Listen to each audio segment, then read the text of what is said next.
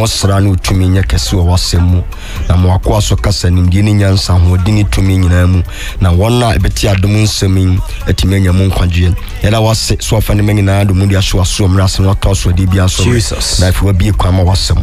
di nkoni maye ne mfasa da ma wo Yesu di mu amen. Amen. Praise the Lord. Hallelujah. Manu krani so. Fachiri ase. Eba ni fani sunya tade nshaw. Yesu penkum. Amen. Eba ni shaw bebre. Amen. Ena so nyame adom ya badwumadi no Awurade epese yetu ye hofo. De bia utie ye ena so adom tu betie ye. Na ene ye dwumadi no adom nti ya to di say people blinded by Satan. People blinded by Satan or blinded by Satan. And Crawford Obunsama den afra wani. Ya won Crawford bebro wiase a wodoso yie pa. O wiase so oni afra so wonim. Obunsama afra wani. Enti ohunu ma bebre onam senipa. Oya sofo. Oya sorekoni. Oyi nipa oti asase so. Nsu ni afra. Obunsam efreni pe bebre eni ha eya yohusam onam se obi a we nipa so ni afra e wadu we maboda wa fra wani ohuma from spiritual blindness and mentally adwene mu no ni afra ena afensu huhum mu so ene ni afra enti sankrofo yi a woni afra sa no they are unable to see certain things ontimi hu nyawa bebre Onyankopon goodness ni papa yo a oyem nipa e we wi brem no oti ase oye nipa esu hui Onyankopon mo brehu mercy the mercies of God essence of bonsama fra wani hu ma fa no hu na ma fam na adwene mu akoma mu obi akoma mu ato enti Onyankopon mo brehu a wo hwegu wi ase na oyi hintasemedi na odum nipa na otu nipa fo no hui because he has been blinded by Satan. Aduma ehwegu wi ebremu na Awurade bokoko wonnam akwahoroso nam asofoso nam akwahoroso nam emponkrofo a wode won ko heaven hell ba kan hintasem di konkro ye a edi ko heaven esi ho no hui you have not seen it yet. Added so was from wani the way to eternal life ekwa faso ekwa ahimemu and I say ekwa dan kwankwaje mu a eye kwahwiahia no ni mu adio sofo bi hui odifo bi hui apostles bi hui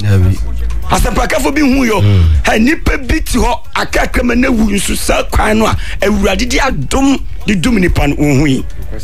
ayahusem be ni salvation nkwaje ahwiegu nkwansu Awurade togu na semu na bibiam daye mumpo rapture wo ba hu dawro se de bia nipa bi dwane age wo kran kwa no nipa hui ebi adwene afra na ni wafra ohu he the nature of God senia Awurade pese yesa no na ona kan brebre so pese nipa hu se adebom no oboni pese de seso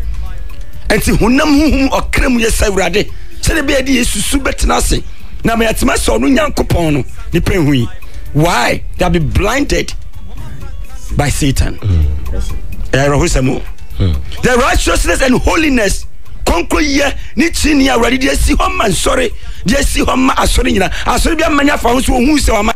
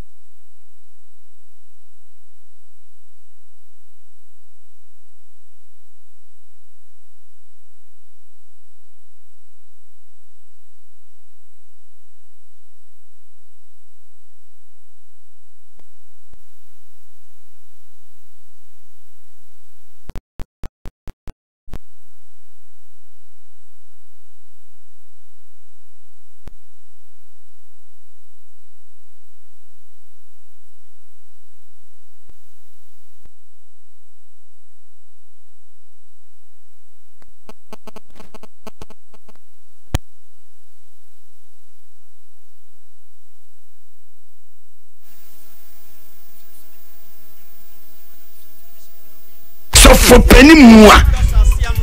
Don't goodness no all preaching or preaching by 1 hour, one quotation per one more. Impo one car heavy once a one car you such a or car and a brutally and a year. And now what is 1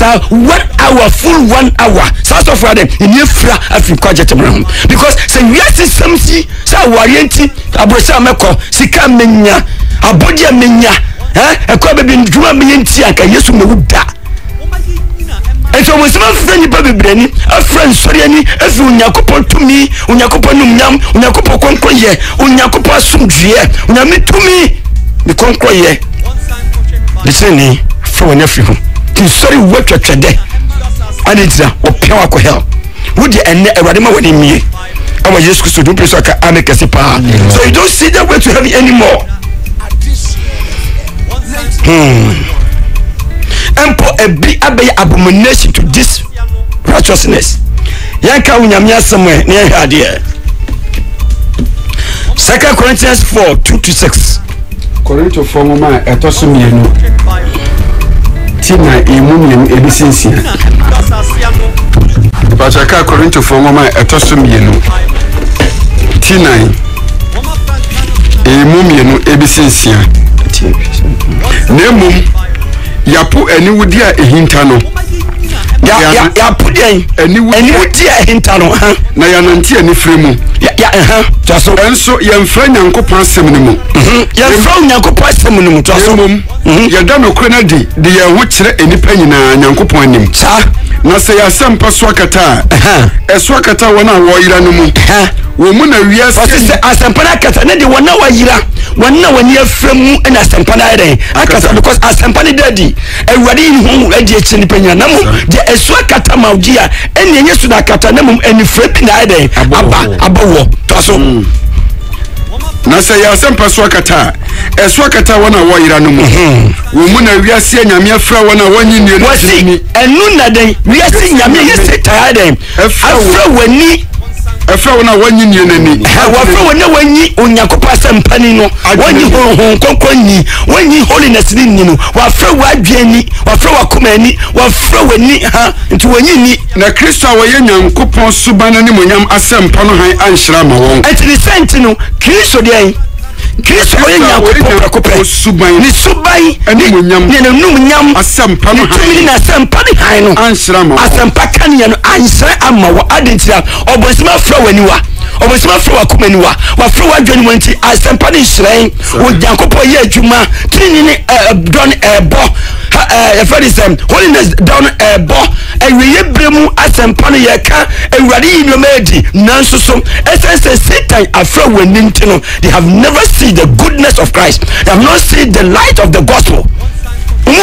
Ikwasem bebro wo he adintia Satan oye atamfo ma asempai afra wani onifra ento mutini kwan when you fra and to the some rock so soon when you fra and to officer bonye wotimu or the bonny be heaven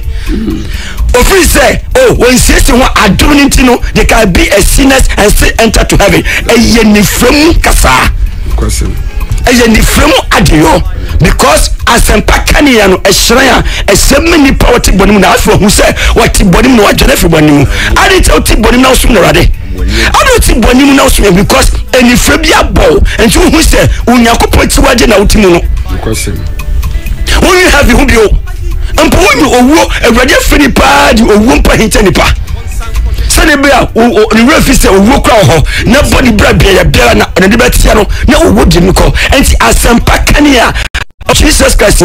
asempa kania o Yesu tumi mu ni nature ni honhoma o de ma ye ni sua wa boy say yesane no obi bia fi and on 90 say bodamni on 90 say de bon yeni on 90 say obi oni butaye on 90 say obi heavy here no on 90 say obi Yesu na wuji ni nkwa on 90 say ye ni agin kodo hanchi o chinti na ti pimpim na opɛ wiase mu adapade wiase mutumi ese Onyankopɔ hene adentira obonsam afra waniwa nokwasem tosmane na enye ye ho asem na yeka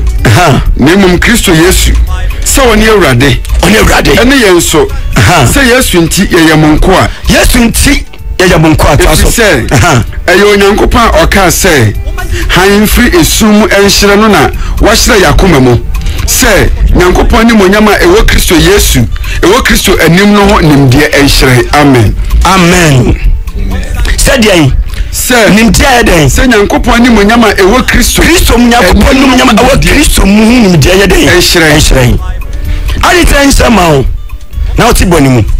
essentially ma oti boni nyane say you have been blinded you have been blackfolded omo sabi no be akata wani enti hu de eba hu nyakopa sempa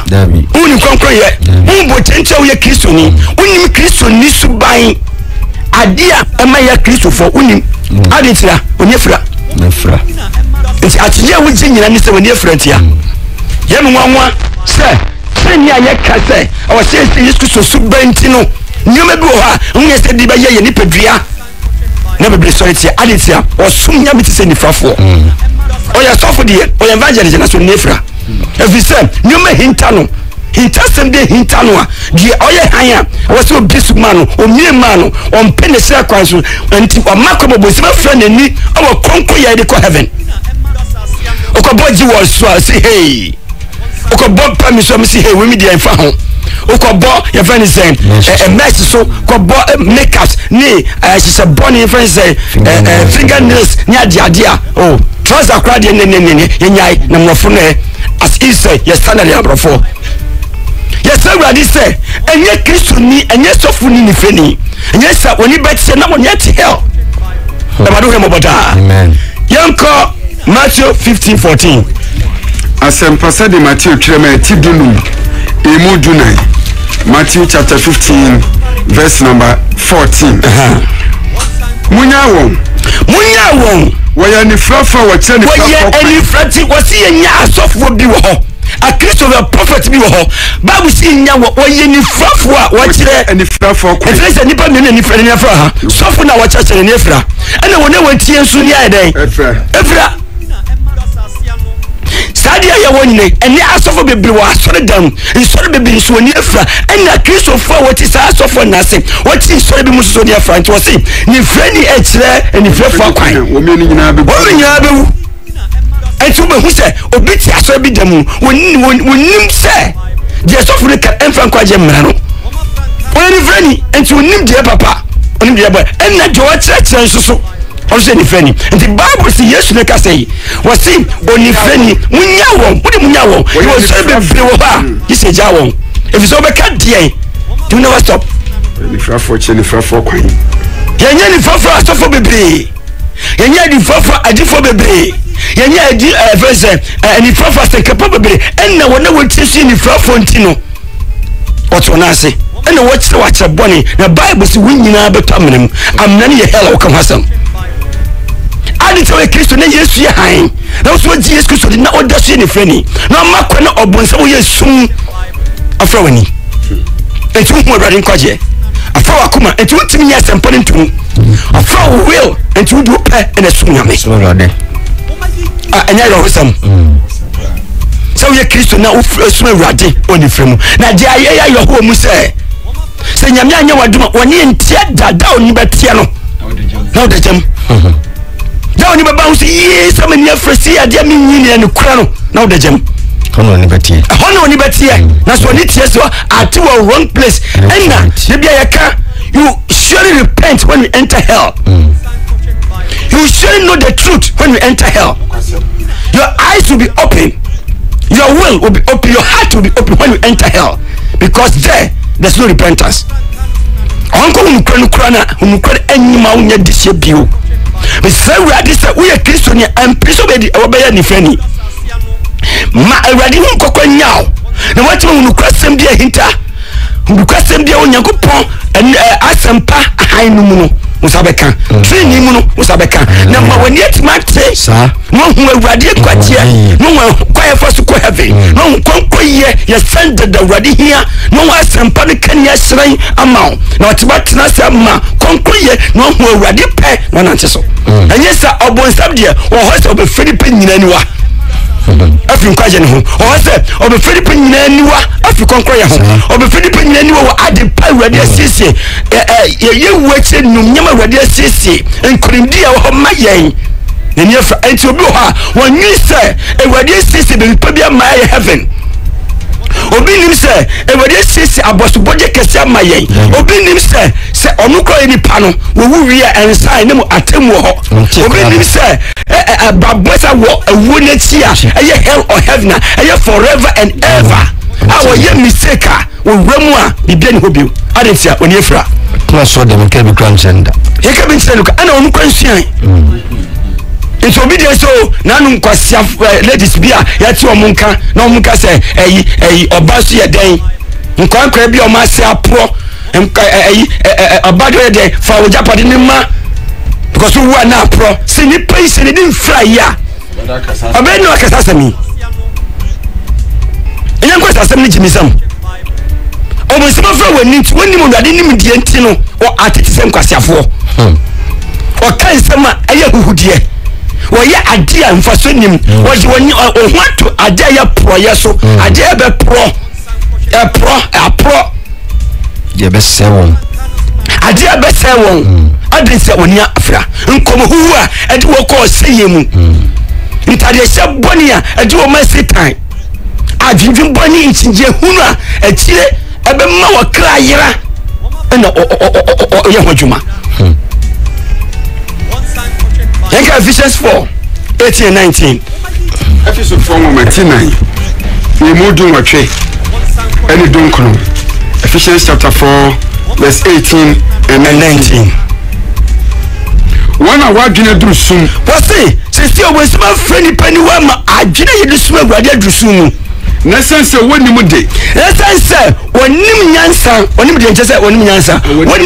wonim nyansa ntino na wakoma aprimu na akoma ni mato na aprimu ntino woye nkwa wonyankopon ma no wona nafo woye enko na wadida mayen nkwaje wadida mayen konko yele ma woye ho ananafo woye ho abefo wonim nim die bia wo konko ye ho wonim nim die bia wo wachi ho wonim nim die bia wo heavy ho wonim nim die bia rase I was say you were nunyam kese bi you were heavy biwa e wade asese manima wonim nim ye say Yesu nko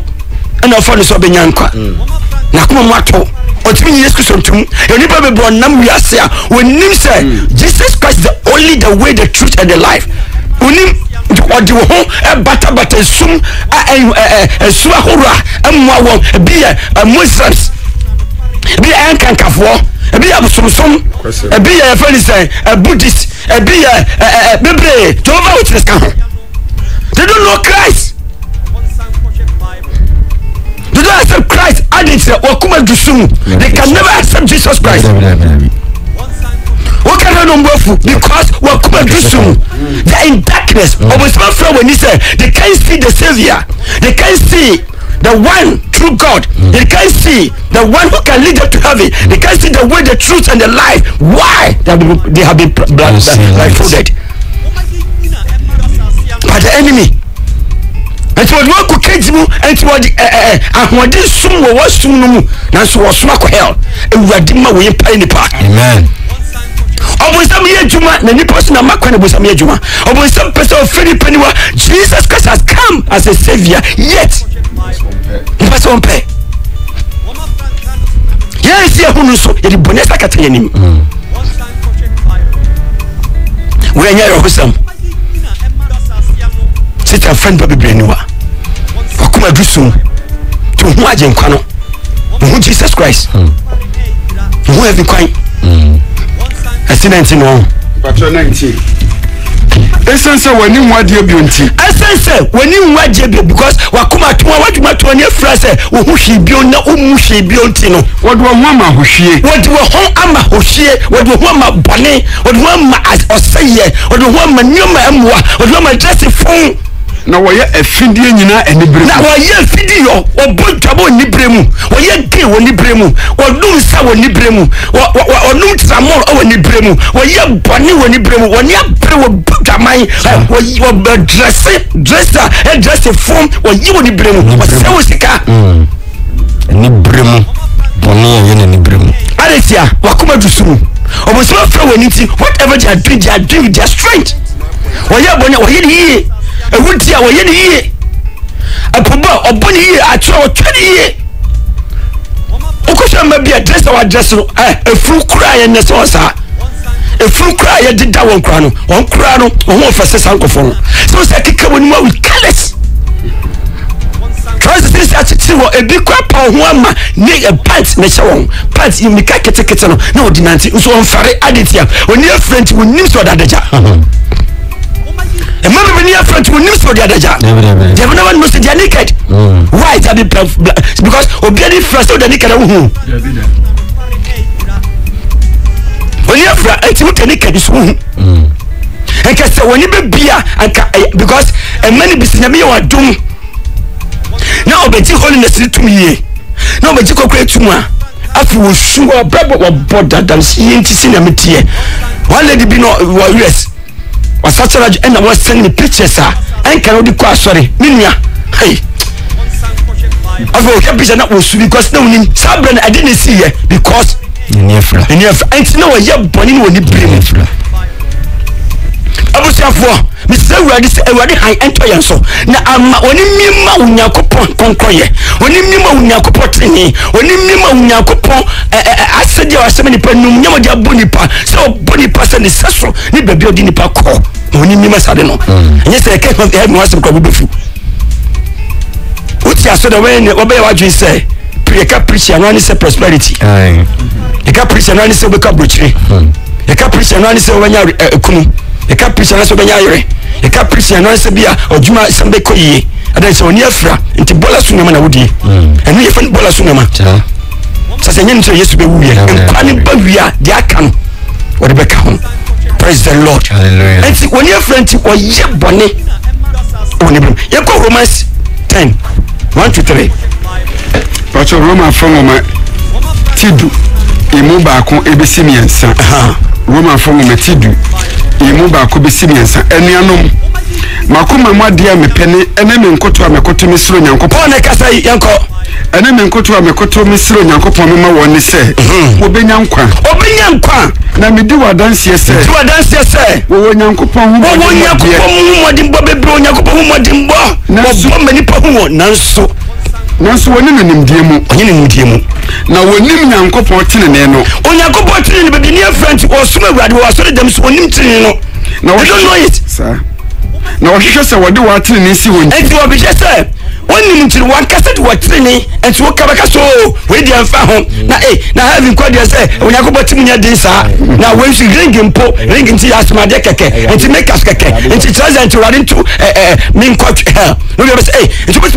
wo chira me say mafu nyina ekọ hell beso chira me say eme nyina ekọ hell enti beso chira me say ensori nyina ekọ hell enti beso chira me say aya mo kasa utini watu na odeka beso beso me chenya me tuse me catch say ani because Bible say bebre na wa fra won kakra bi na Bible say si antwala me su kwa number akompo ya de yenya enti bebre na ekọ ablabo ekọ so abonten ndi hu bebre na ekọ so when you fresh in your nyame wa dumna when you bie no bum say sa won na ekọ heaven sa na say yeni afra no boso fra yeni ntino adwi say enya possible say majority go to hell because when you fresh you want to say no it's not possible, it's possible, even more than possible, and no na obosam de free nipa ni wa na eya wa say oh nipa be benanti mi ko hell yeni fra ne say Satan na da yes go so kan what is your turn so number ko waka mienu yenya so the new Pentecost for no the new Roman for no the new your friend is Baptist for no the new truth for no the new one can say there be possible when you friend here because when you friend come atini do for do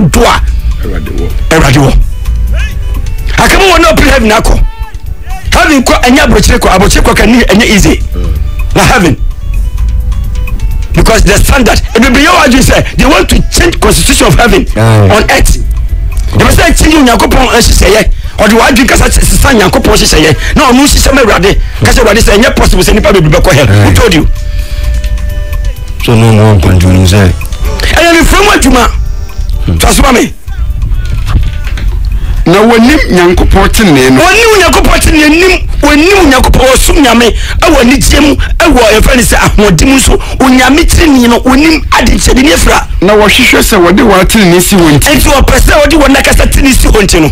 wɔmrɛ wɔn wase nhyɛ nyankopɔn ase wɔmrɛ de wɔn wase nhyɛ onyankopɔn tene ase adikyede wo ni fani frafo ɔmrɛ wɔn wase ɔtene wɔn wase anyi nyankopɔn asempa no ntum ɔtene wɔn wase no wase sɛ wɔbrabo dada no nti ɔdaso yɛ ntɔkapani ɔdaso yɛ dwanafo ɔno ɔde ɔno atene asi hɔ na sisi adeɛ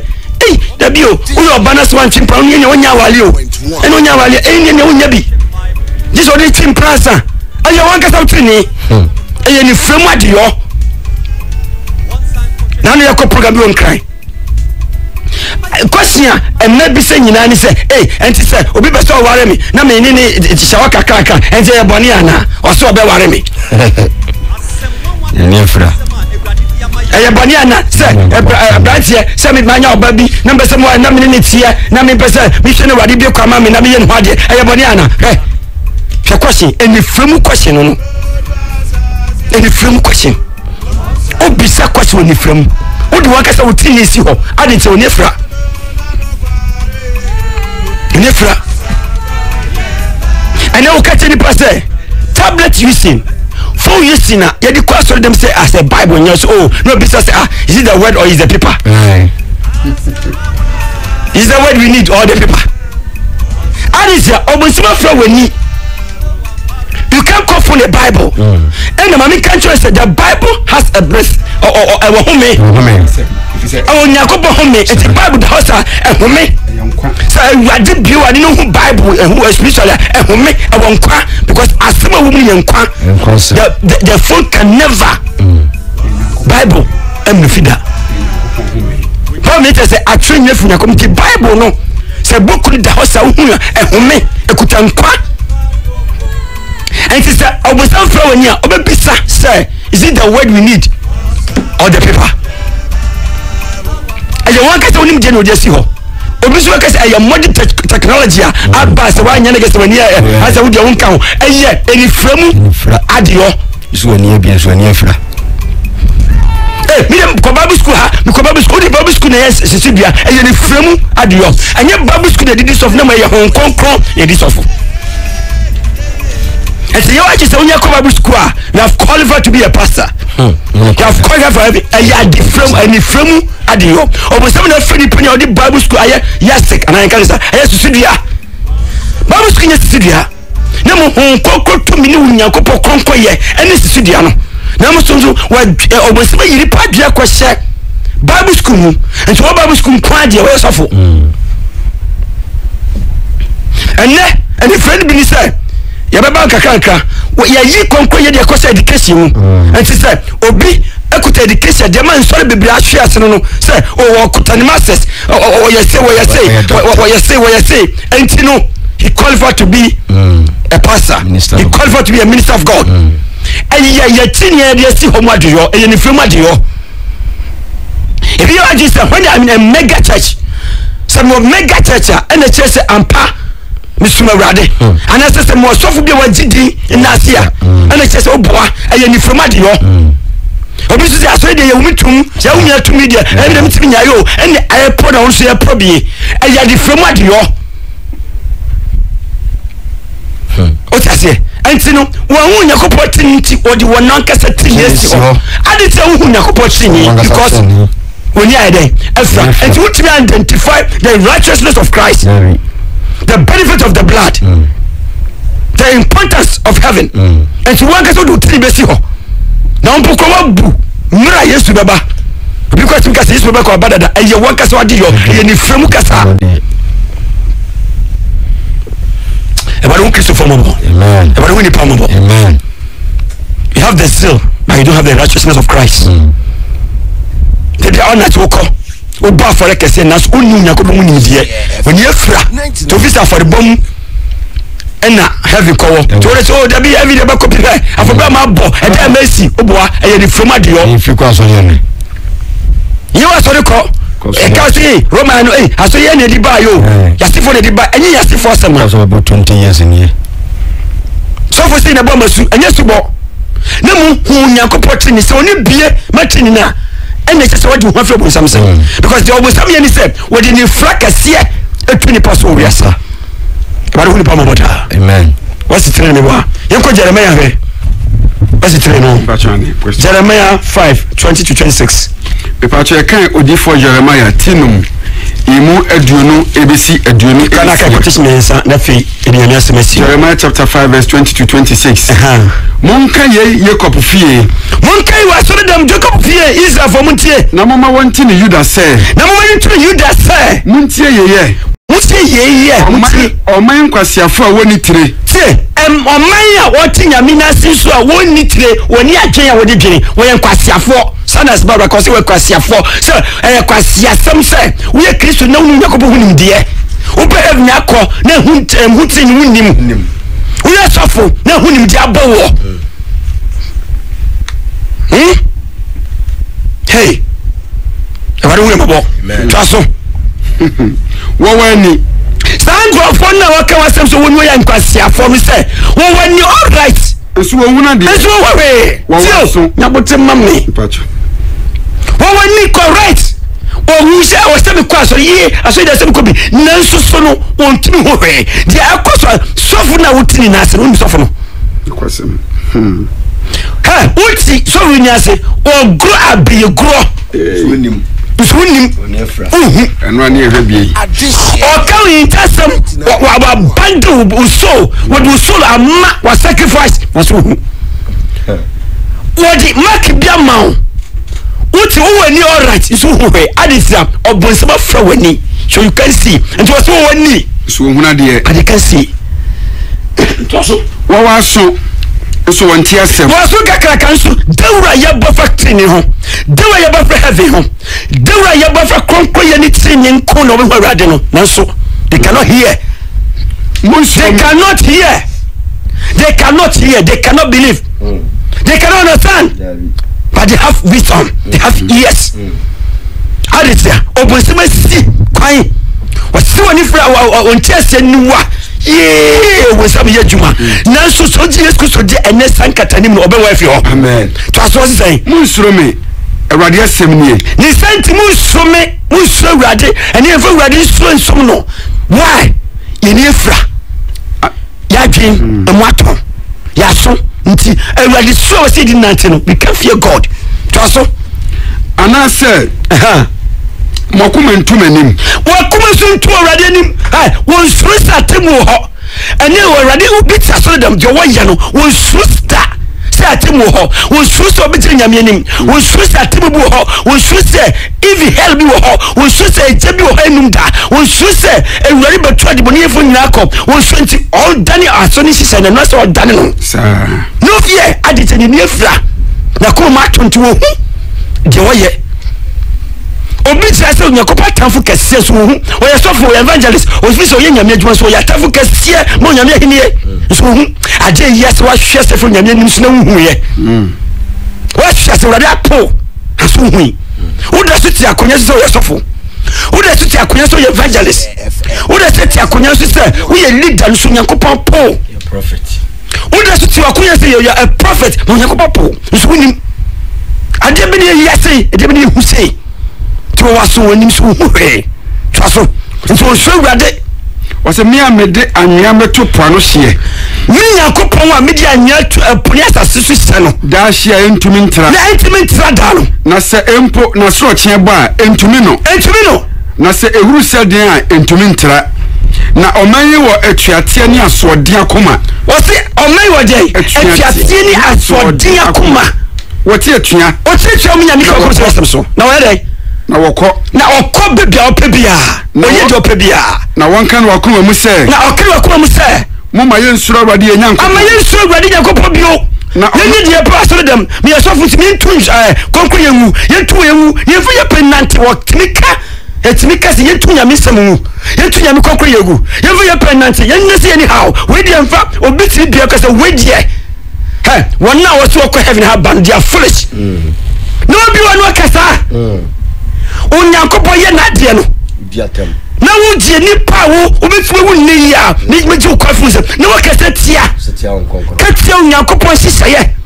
onyankopon bo so ni ase no abowo ese se oni afuni nyame apu ntim ofuma awurade kwa hu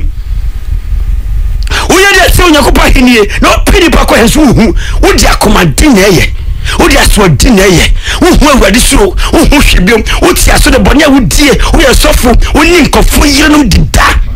so so he wo wi awurade sikedi wo so he twaso na ono na oma esuso ne bramponsuo eto woni bremu yo awurade wo se nipa na wo sa domi nipa ohwe twa brada pen a na wo hye no so ama yen mo yo no na ama yenum adane yo na mo bone na ama adapen adepa 26 efrise wo hunu abonefo meman mu yo wo tete sede enomayifo ebutubutuo yo osunsum mfidie yi nipa yo osunsum mfidie yi nipa o nso hu se wo ya je tie onyankopon opia krako hell wo di akra no adwe ebesi won kasa wo so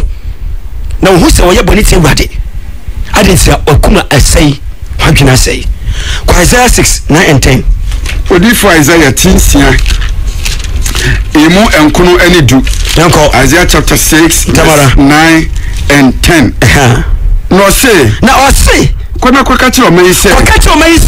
tia na muntie eti na muntie o mumnu maso na muntie mi kokobo na muntie ase mwati soso mabokoko so muntie ase da na hunu na munhunu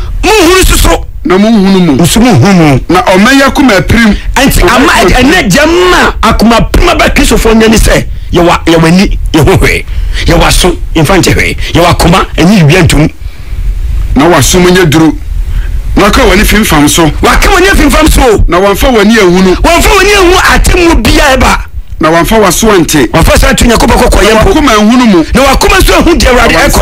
na wansachira adwe na wansa wanyade na awurade so ansa wanyare sana kesosoma koduro sana nipa koduro bedo wo hwe television hwe internet nume ekoso a obi kwen nim se nyakopon bi wo ho obi nim se tenu bi wo ho obi nim se biase besai obi nim se obi jiri nyakopon nim dakro obi nim se enye ono na bone ho oye ne ho ani how tatum bi ni ade bi bone ye tiwade nkane butum kumni pa free edi nesie